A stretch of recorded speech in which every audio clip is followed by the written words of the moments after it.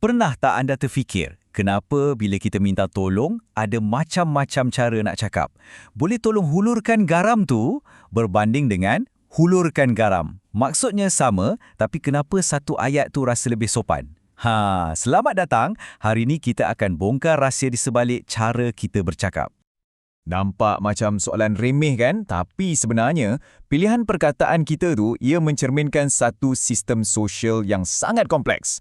Satu cara bertanya boleh buat hubungan jadi lebih erat, tapi cara yang lain pula boleh buat orang terasa hati.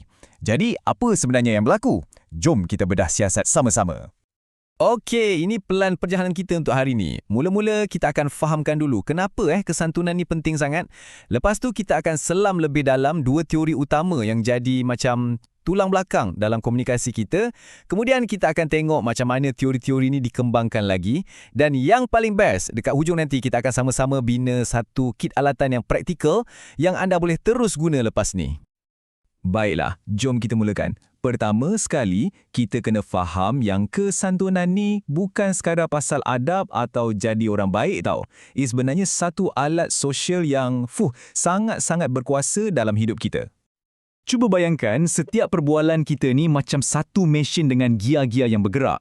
Kesantunan ni, ia ibarat minyak pelincir. Ia pastikan semua gia tu berjalan lancar, tak bergeser, tak rosak. Tanpa minyak ni, enjin sosial kita boleh rosak tau. Hubungan boleh jadi tegang. Okey, sekarang kita masuk bab yang lebih teknikal sikit. Tapi jangan risau, ia sangat menarik.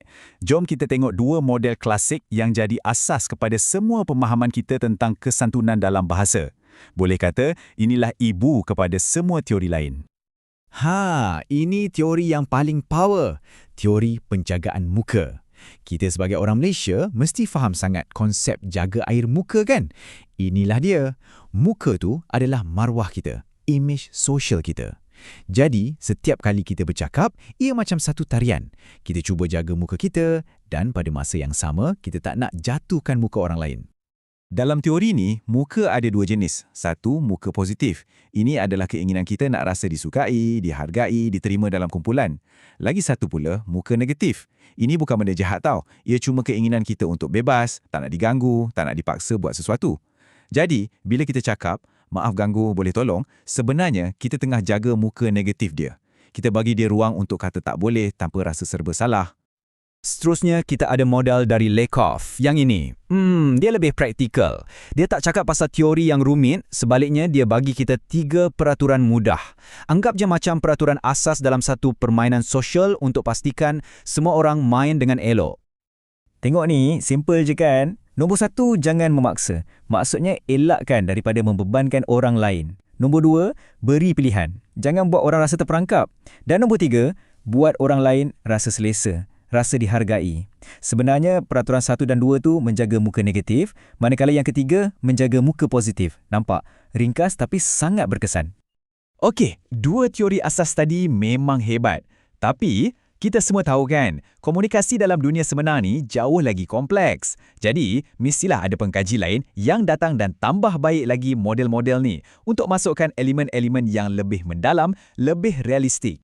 Di sini, kita boleh nampak dua pendekatan yang berbeza. Sebelah kiri, Leach bagi kita macam satu senarai semak, contohnya bertimbang rasa atau bermurah hati. Ia lebih kepada panduan peribadi.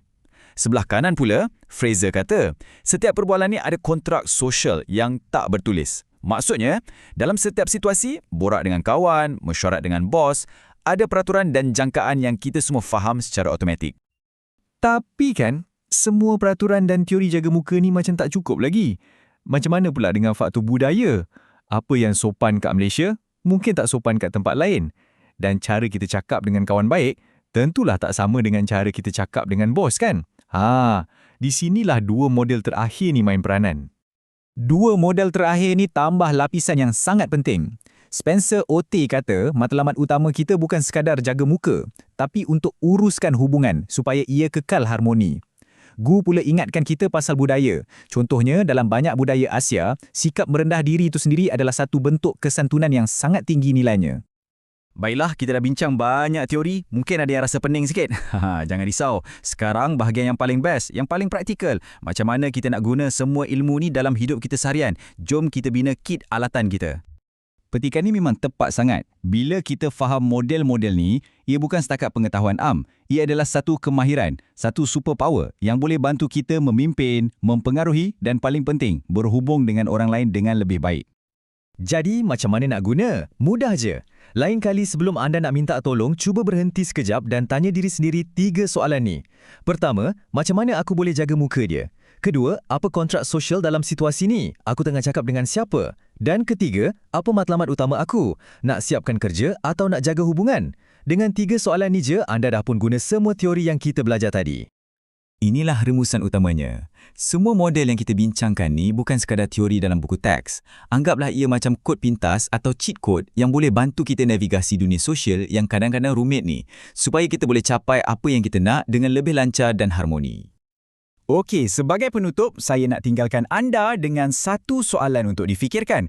Dalam dunia kita sekarang yang penuh dengan WhatsApp, DM, email dan emoji, adakah peraturan-peraturan kesantunan yang kita bincang tadi tu masih relevan? Atau kita perlukan satu set peraturan yang baru? Cuba kongsikan pendapat anda. Terima kasih banyak-banyak kerana sudi mendengar.